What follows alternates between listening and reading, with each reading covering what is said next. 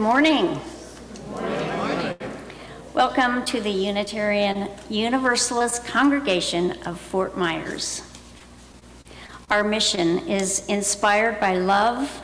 We transform ourselves and serve others. At UUCFM, we seek to foster a climate of purposeful inclusion and safety of all people, regardless of race, ethnicity, age, ability, sexual orientation, gender identity, gender expression, spiritual path, or national origin. My name is Leslie Gatto, and I serve this congregation as a worship associate and a member of the welcoming congregation team, which is a part of the social justice team. We are so glad that you are with us today, in person and online. If you are visiting or feeling new to the congregation, please fill out a connection card found in the chat box online or at the welcome table in the narthex. Please join us following the service in Hobart Hall to the right as you leave the sanctuary. We would love to get the chance to know you.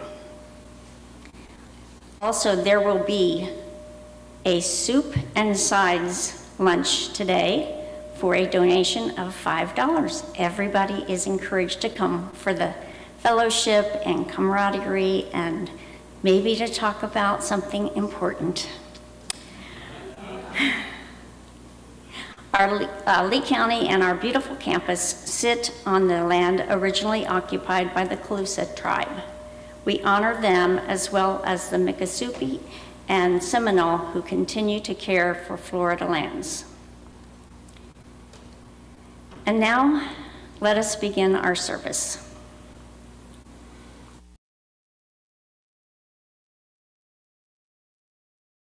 Good morning, everyone. Our opening words are by Ralph Waldo Emerson. A person will worship something. Have no doubt about that. We may think our tribute is paid in secret, in the dark recesses of our hearts, but it will out. That which dominates our imaginations and our thoughts will determine our lives and our character. Therefore, it behooves us to be careful what we worship. For what we are worshiping, we are becoming. In this season of darkness, we add light, and I would invite you to rise in body or spirit as we light our chalice and then our Advent calendar, our Advent candle, not calendar, join together in our covenant and then our opening hymn. Leslie will light our chalice for us. Thank you, Leslie. And now we will light the candles of the Advent wreath. Last week, the first week of Advent, was for faith. Faith is the assurance of things hoped for, the conviction of things not seen. And by faith, we acknowledge a heritage from many traditions, which calls us on our own search for truth and meaning. Faith is knowing that our existence makes a difference, that we are important, that we are integral parts of the human experience. And today, during the sermon, we will explore more about faith. Hope is our candle for this week, the second week of Advent. Hope is the ideals and aspirations that have given light to people in times of darkness, and strength and courage to people in times of trouble and defeat. Hope is the understanding that we have choices in how we react to situations, to others, and to our own thoughts. Hope is saying yes to life. Please join with me in saying our covenant as we do each week as we gather as Unitarian Universalists. Love is the spirit of this congregation, and service its law. This is our great covenant, to dwell together in peace, to seek the truth in love, and to help one another. Our opening hymn is number 231, Angels We Have Heard on High.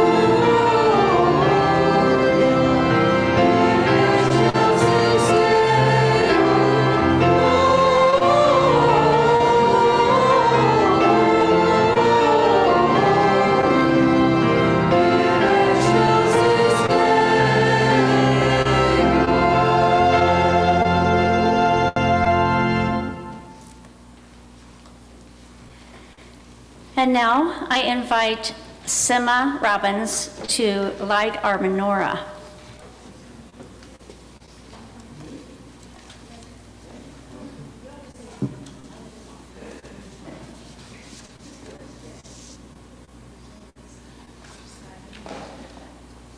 I'm used to having a family when you say the prayer over the menorah, so here's my family today in the congregation, which is good. Do I need a microphone?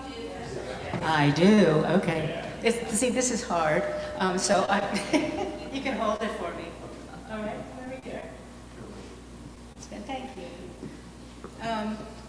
This is a very special lighting this year, you know why.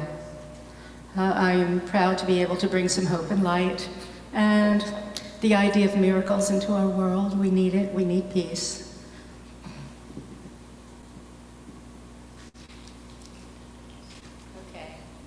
So the Jews, the Maccabees, fled from the Syrians into their temple. It's another Chase the Jews story. And we do celebrate the fact that we were able to be there in the miracle of 8 nights of oil when there was only enough for one. So that's the symbol of lighting the chalice. Maybe. Maybe. Sometimes takes a little work, doesn't it?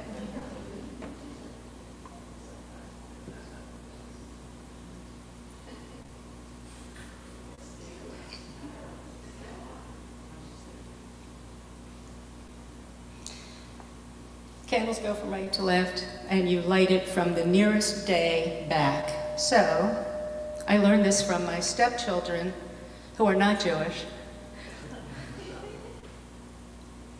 Baruch atah Adonai Eloheinu melech haolam, asher kiddushanu b'mitzvosot, v'tzivanu lahadlit ner shel Hanukkah. We bless God for giving us this holiday and hope that the lights stay lit. Let's just take a look. Make sure they stay lit. There you go, there you go. We're good. Okay.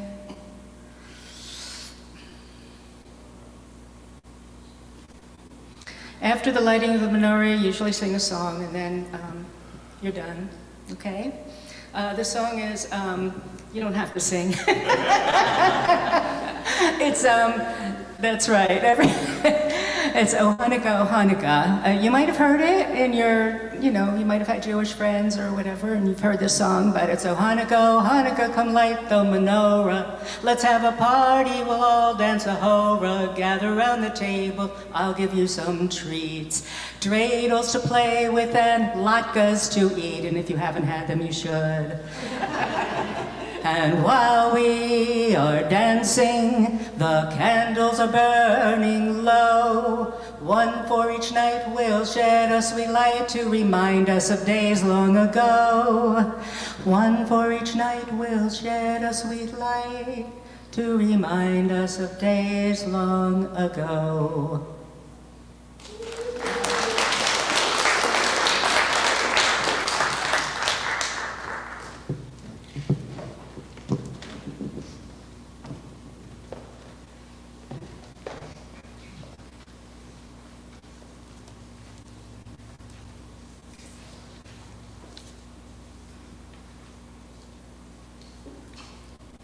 Now we will have a responsive reading. Number 654, it's on the screen in front of you. I will read the bold and you will respond with the, I think it's in italics, yes, with the italics. Deep in ourselves resides the religious impulse. We have religion when we stop deluding ourselves that we are self-sufficient, self-sustaining, or self-derived.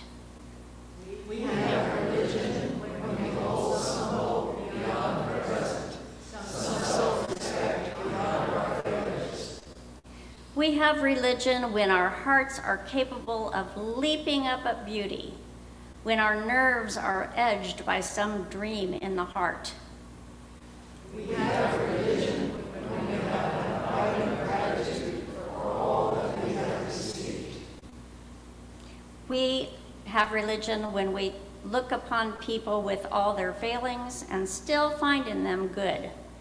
When we look beyond people to the grandeur in nature and the purpose in our own heart.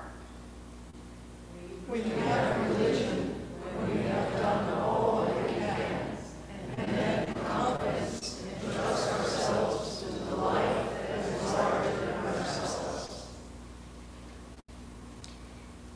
In just a moment, we will have a story for all ages, which will be a video, and it's on the Human Rights and Universal Declaration.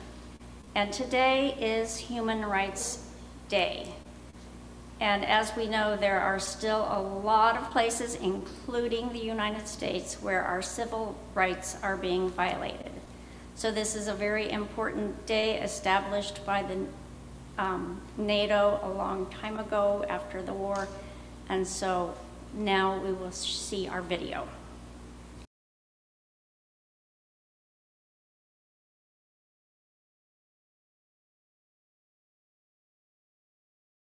Ugh, this is so unfair. No phone for a whole night? I mean, I know I'm a teenager, but don't I have human rights?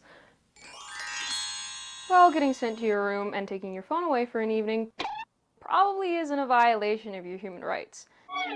But since you asked and you seem to have some extra time to kill, who are you? Oh, I'm a future version of you from a timeline where you become a human rights lawyer. Oh, cool. Wait, another timeline? Don't worry about it. Let's just focus on human rights. So, do you want to learn about them, or what? Okay, I'll bite. What are human rights? This is Can Explains the Universal Declaration of Human Rights. Human rights are a set of rules and expectations that help us understand what all people deserve. Every human being is entitled to these rights. So it doesn't matter how old you are, where you live, your race, your religion, how rich you are, or who your favorite K-pop artist is, everyone deserves the same human rights? Exactly. By the way, it's Jungkook. The Universal Declaration of Human Rights was adopted in 1948 by the United Nations General Assembly. So, is the Declaration a law that everyone has to follow? It was more aspirational. The people who created it knew that at the time, not every person in the world could have access to these rights. But the goal was to have a standard that every government and individual could be held to. So how many rights are there? The UDHR? Yeah, that's the short form. Don't interrupt. There are 30 articles, so it's not a very long document. 30 kind of is a lot. Can you break them down a little bit? Some of the rights include right to life, freedom of expression, freedom of religion, right to education, right to leisure. Right to leisure? Yes, you really should read through all 30. Okay, I think CBC Kids News has the full list on their website. I can just look them up now. Wait, I can't look them up without my phone. Forgot how attached we were to those things in 2023. I think I understand the basics. But who created the UDHR? The chair of the committee that drafted the declaration was Eleanor Roosevelt. Oh, I've heard of her. Her husband was the US President Franklin Roosevelt. That's her. The drafting committee included 8 others from different countries. Okay, so those 9 people wrote it and they got to decide what was in it. Not exactly. It went through several drafts and committees. 50 UN member states took part in writing it. Wow, and everyone agreed? It was hard. There was a lot of discussion and debate. But on December 10th, 1948, it was adopted by the United Nations General Assembly, which is made up of different countries from around the world. Part of what brought the UN members together is that the world had just experienced a really horrible war. Oh yeah, the Second World War. There was a lot of human rights violations. Exactly. Achieving and maintaining peace was a key reason for creating a universal document. Now this all sounds really nice, but what does the Declaration actually do? The UDHR has inspired more than 70 human rights treaties worldwide, according to the UN. The fundamental rights laid out in it are in many countries' laws, including Canada's. But human rights are still routinely violated, right? Unfortunately, yes. Human rights are still violated all over the world. The United Nations can't act on their own. The rights stated in the UDHR can only be upheld if the international community enforces them. So what can regular people do? People who live in countries that have signed onto the Declaration, like Canada, can point to it and put pressure on their governments to act. Another purpose of the Declaration is to educate people about their rights. Yeah, that makes sense. You have to know what rights you are entitled to so you can demand them. To that end, it is one of the most translated documents in the world. It is available in over 500 languages.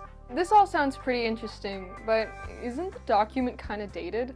I mean, in my time, it's already 75 years old. There are some things not covered in the Declaration that would seem pretty obvious in the 21st century, like the internet, artificial intelligence, and climate change. Those weren't really big issues in 1948, I guess. No, but they are issues that the UN and human rights advocates are taking seriously today. I've learned so much. I want to share this with the world. You know what? We should make a YouTube video or something. Oh wait, my phone. Well, I actually have to go. Wait, I have a meeting with Prime Minister Justin Bieber. What? Hope you learned something useful. Justin Bieber? Did you all hear that too? What is going on in that timeline? Well, that's it for KN Explains. I'm Sophia Smoke, signing off.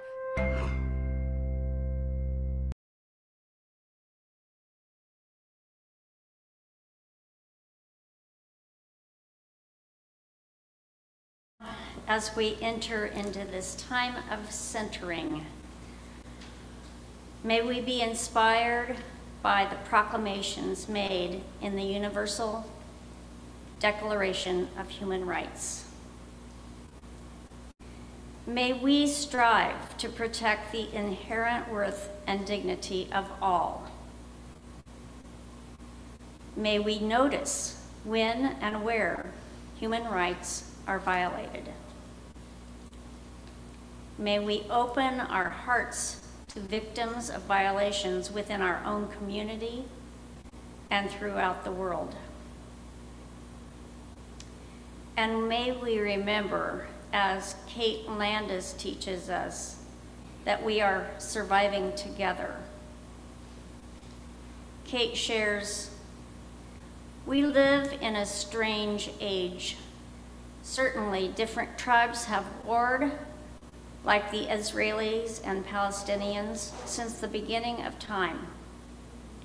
The world has always been a violent place. My own country was founded on the genocide of Native people.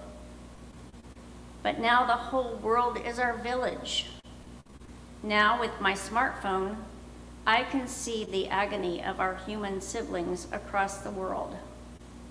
Watch the children fleeing from airstrikes in Syria, old women dying of hunger in Yemen, teenage gunshot victims being carried from a U.S. high school in real time. How can our minds conceive of this level of sorrow? How can our hearts not break every moment? Terrible things have always happened, but now we witness nearly every loss. The only way we survive this modern agony is together. We need a community of kind people we can grasp hold of when the grief of being alive right now threatens to sweep us away.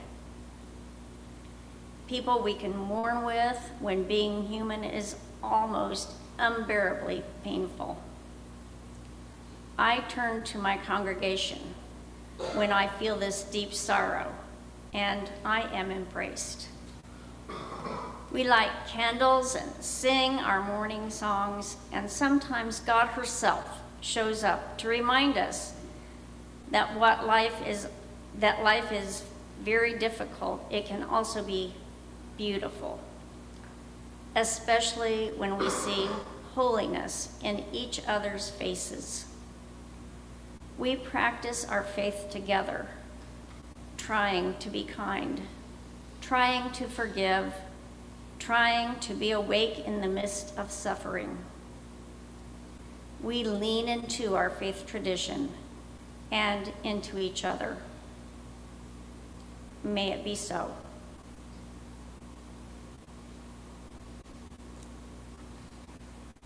Our reading this morning is from the Reverend Jack Mendelson.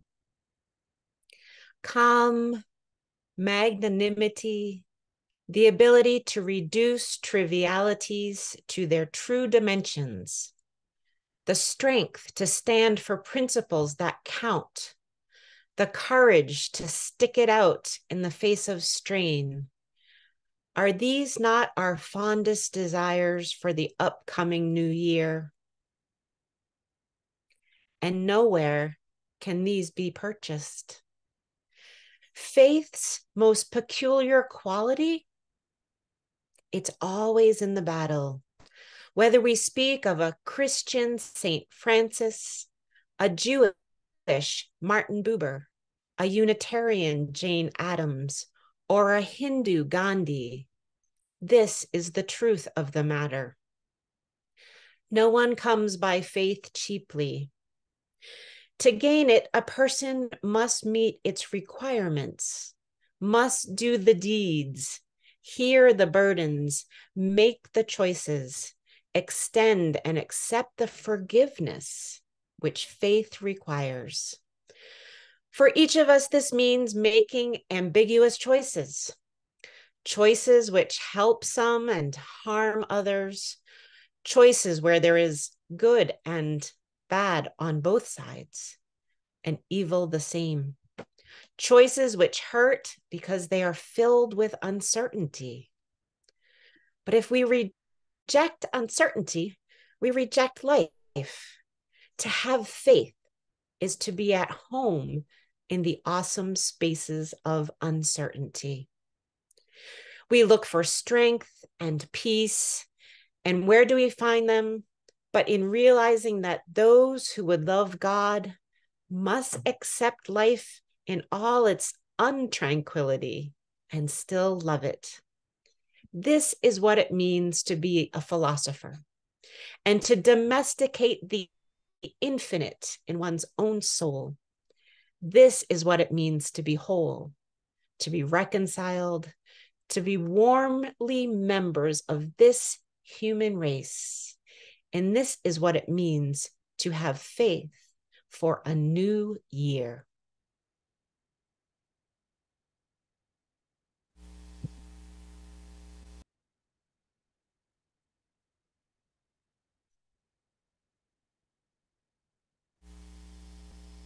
Imaginary stone, I invite you to hold that stone close to your heart. Infuse the stone with your intentions, joys, sorrows, and imagine it joining other in the bowl of sand, representing this community of loving support. You may also place a virtual stone of intention by following the link in the chat box. And during the music meditation, you may place the names of those who need healing thoughts into the chat box. Now, please come forward and place your stones in the bowls.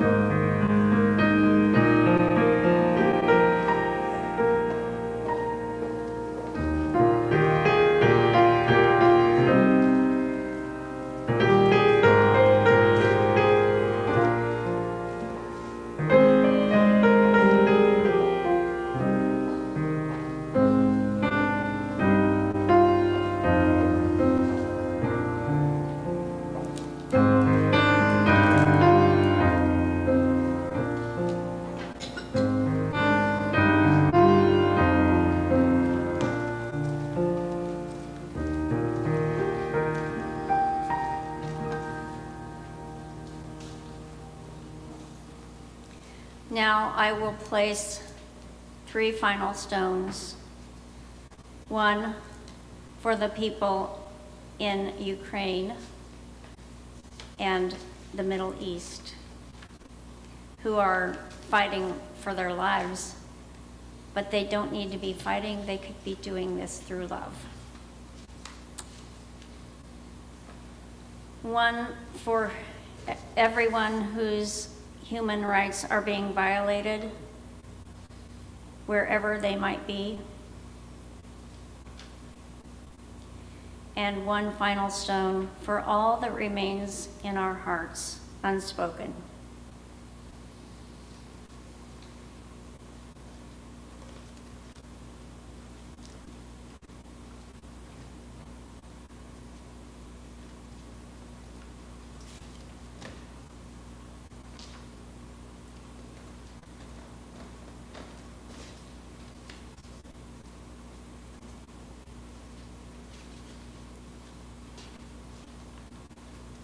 May our prayers be heard and our hearts be restored.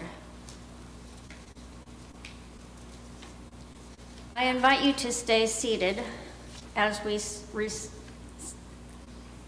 sing a reflective hymn, number 241, In the Bleak Midwinter.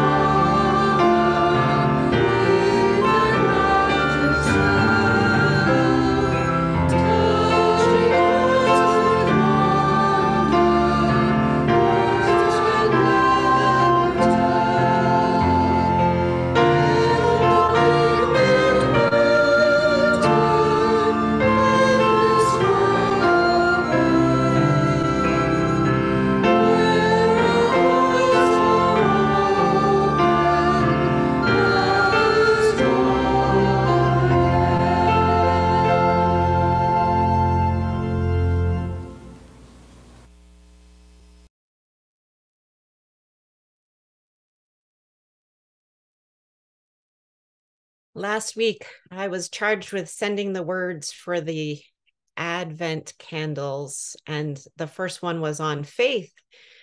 And I started to think about what the word said, and I started to think about faith in general, and found this Jack Mendelson reading: to have faith is to be at home in the awesome spaces of uncertainty.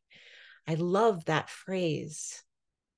And I started thinking about how often I use the word faith, and maybe how I don't really know or am not very clear on exactly what that word means.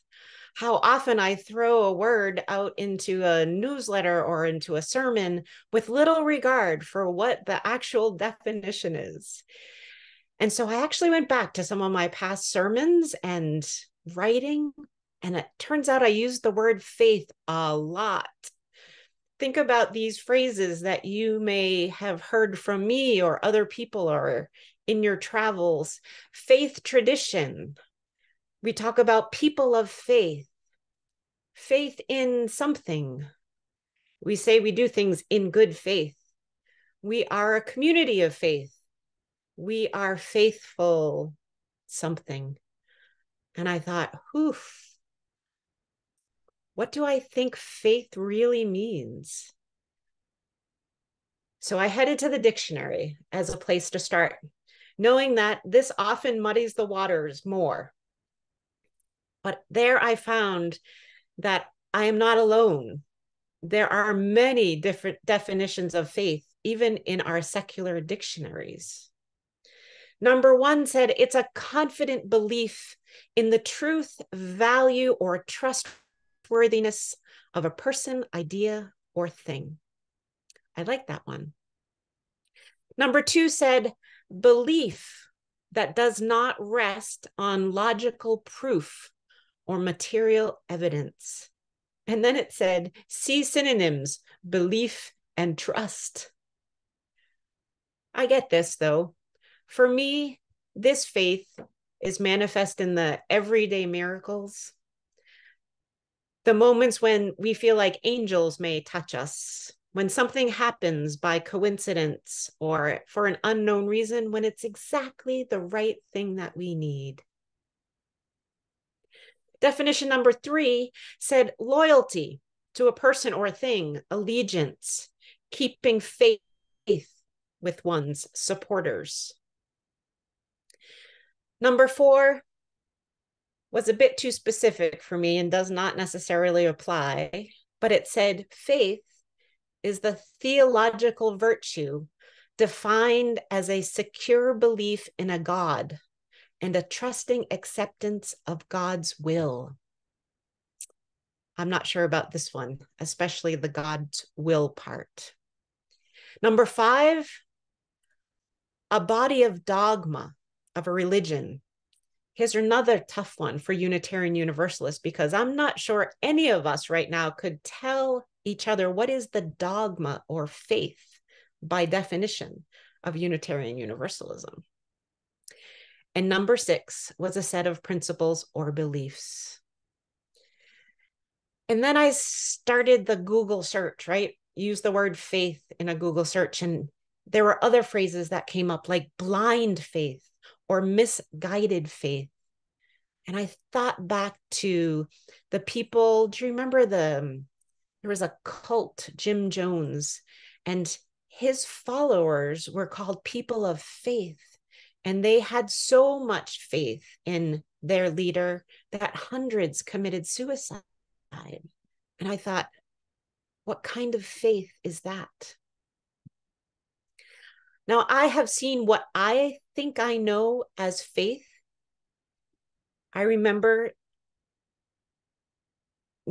I had to perform a funeral for someone that was not part of the church, but the funeral home called me, and it was a young woman who had died tragically. She had slipped on the ice and hit her head. She was 24 or 25 years old, and she died tragically.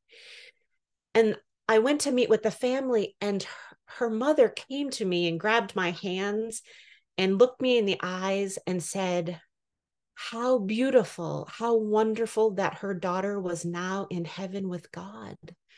And this was her faith. And she believed in every part of her body that it was a blessing that her daughter was now in the arms of Jesus. And I thought, wow, that is amazing faith that I have personally never experienced.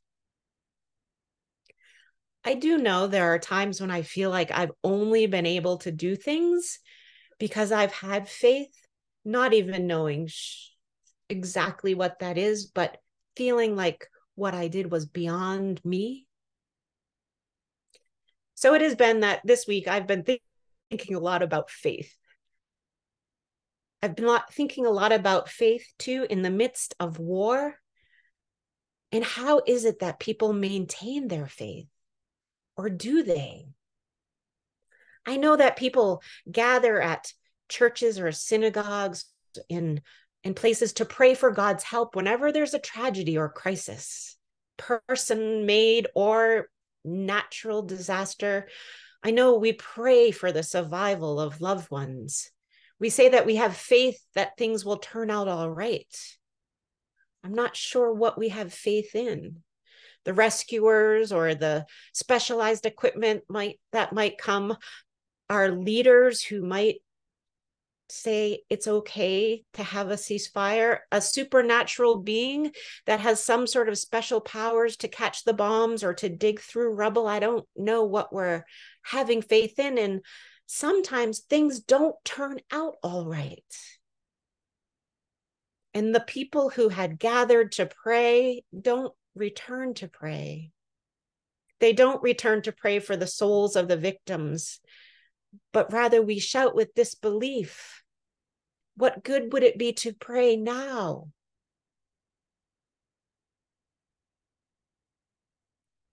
Whenever there's a crisis, we are charged with having faith.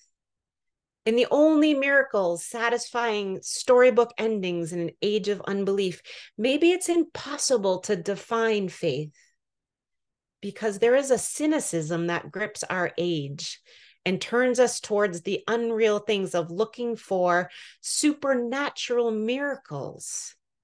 And then when they don't come, we declare God is dead. God disappoints us in our desire to deliver the refugees from the boats that are sinking, or the migrants trapped in the backs of trucks, or children below the rubble of war. Where is God? We had faith. It's very difficult. And the more I contemplated faith and where I heard these words and how people implore and use faith, the clarity seemed to slip more and more from my grasp. And I guess what I decided this week was that I am definitely not a person of faith. In fact, I am a person of doubts. When this cynicism brought on by watching too much news and the evils in the world and wondering how people can live in a world when there's so much tragedy in their lives, and when the only thing, that is God, that they have staked their world on disappoints them, I concretely decided I am a doubter and that maybe I don't have much faith. I know I don't have the faith like that mom in the funeral home. I know I don't have the kind of faith that my parents have, who have been so, I don't know if it's indoctrinated or so, have spent so much time of their lives in their faith tradition, I'm going to use, that they have come to know what they have been taught as absolute truth without questioning it. I have questions. I know I don't have the faith, even as some of the activists that I work with that work tirelessly for causes forever without wavering. I thought, I have doubts. I waver. And then I had an aha moment. I realized that if you turn your doubts over like a coin, on the other side of doubt, perhaps you find your faith. Let me explain. I'll give you some examples. I doubt that there is a hell. Why is that? Turn over the coin. It's because I have faith that if there is a God or a goddess or something bigger than us in the world, that entity is not so malevolent as to condemn any of its creatures to eternal pain. And if there is any kind of external God or goddess, I have faith that that entity is loving and not persecuting fire and brimstone.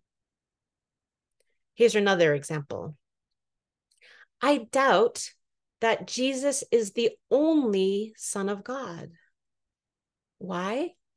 Because I have faith, the other side of the coin, that if there is anything at all that is divine, it is not restricted to one person in only one place and time, but is found in many or all people, all of creation.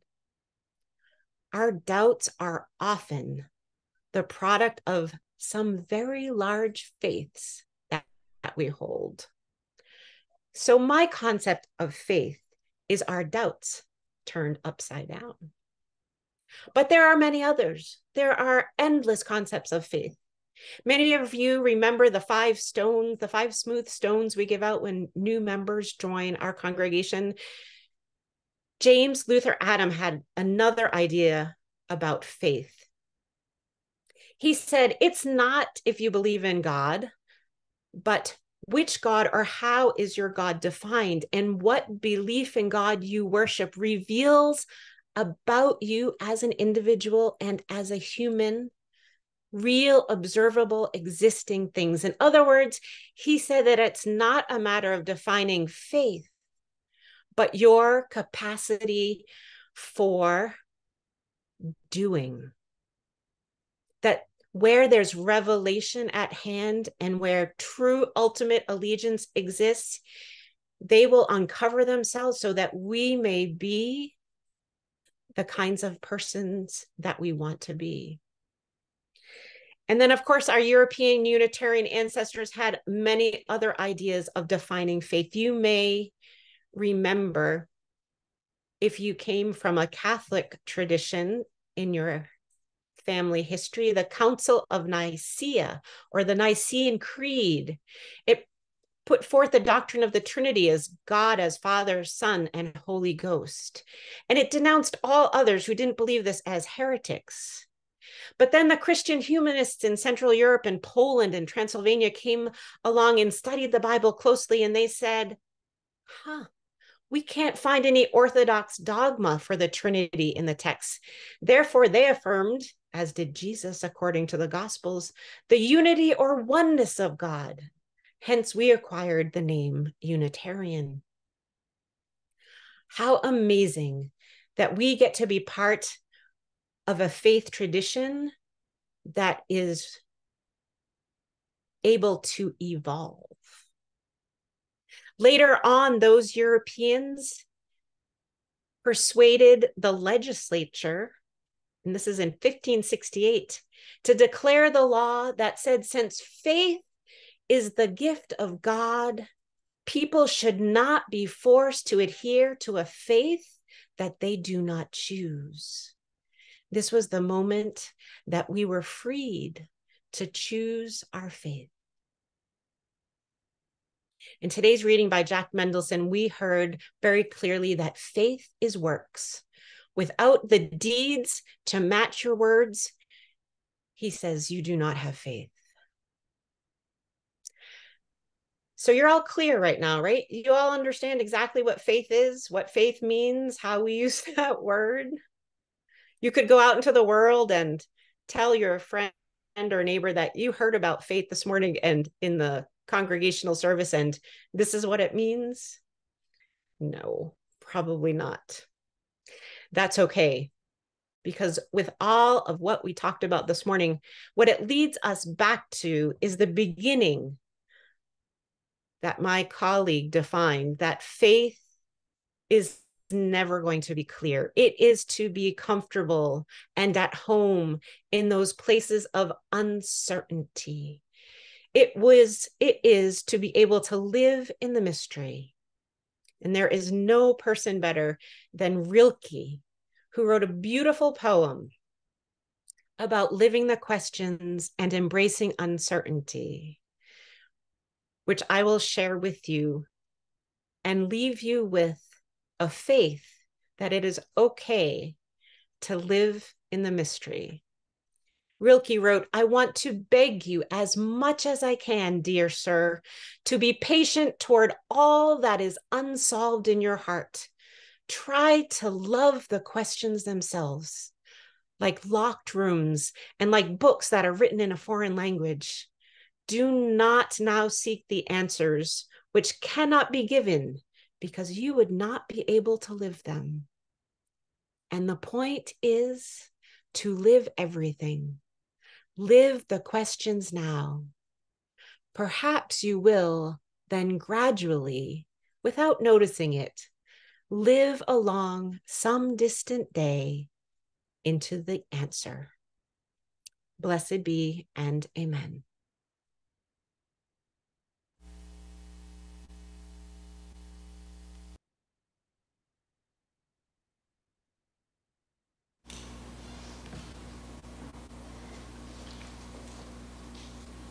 So I have faith in this congregation that you will support the work and the minister and all the ministries that we are providing. So it's time to reach into your pockets and see how faithful you are that this congregation will continue.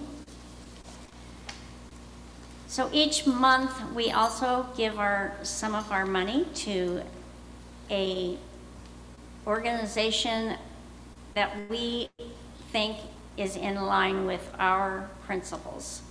This month it's Quality Life Center, which you heard about last week from Julian, and he wanted to tell you that he was so thankful for all of your good comments that he received, and he would like to come back sometime.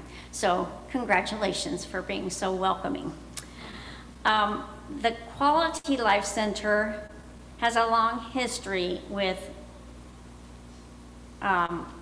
this congregation. Their mission is to strengthen and instill pride in family and community through programs and services to cultivate self-discipline, self-development, build confidence, and promote cultural awareness. So how many of you remembered to bring your gifts for the Quality Life Center children today? Show of hands. Okay, well, if you forgot, or if you would still like to add your donation, I was able to purchase a bunch of extra gifts, and I would be willing to accept your donation to me if you want to. If you don't, it's fine. Okay, so the morning offering will now be generously given and gratefully received.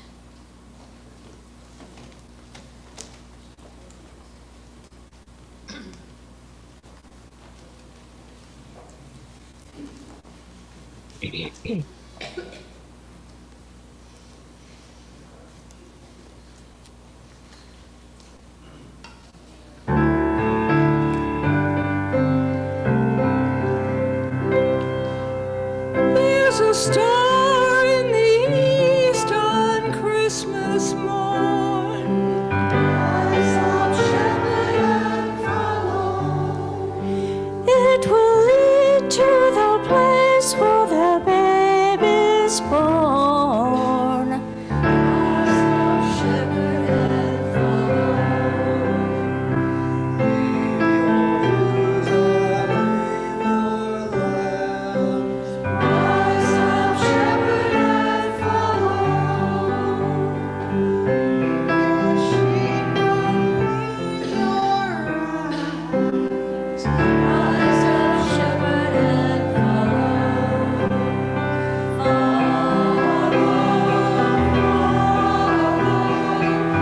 Rise up, shepherd, and follow. Follow the star of Bethlehem. Rise up, shepherd, and follow. If you hark to the angels' holy word, rise up, shepherd, and follow. You'll forget your flock, you'll forget your herd. Rise up, shepherd, and follow.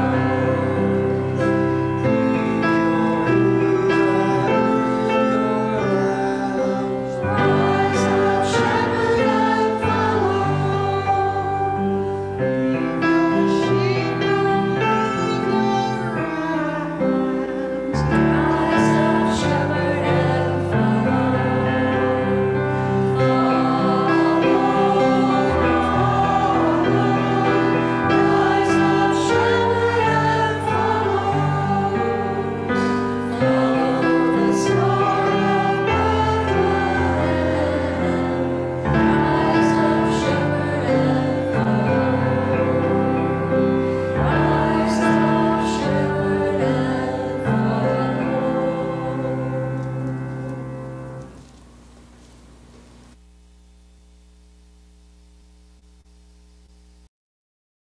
Please rise and body or spirit.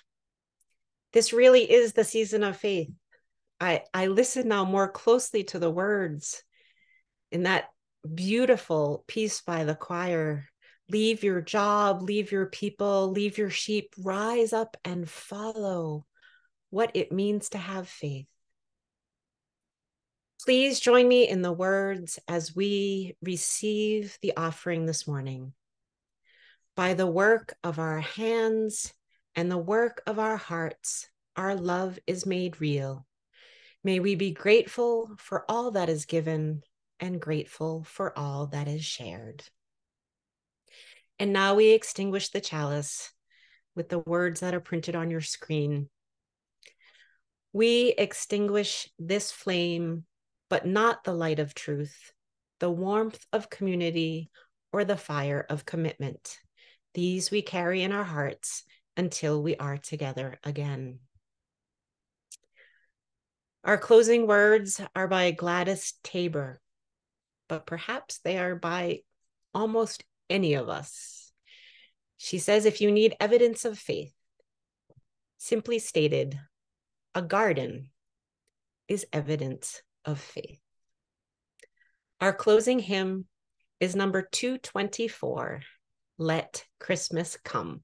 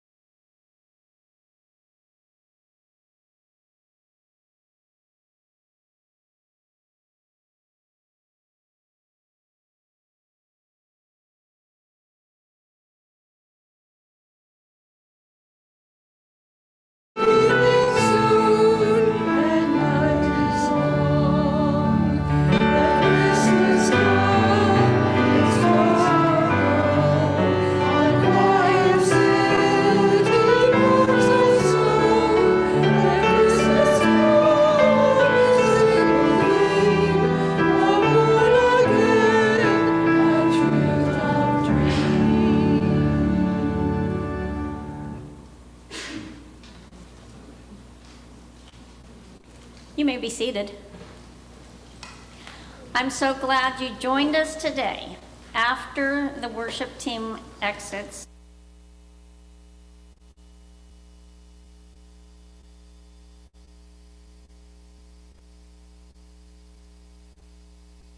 conversation, soups and sides, provided by Cups for a $5 donation.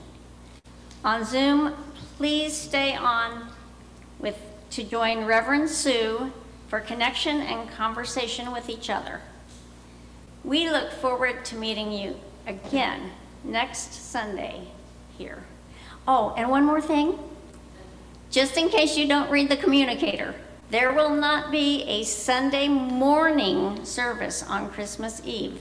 There will be a Sunday at 5 Christmas Eve service only that day. So please come at 5 and stay home in bed otherwise.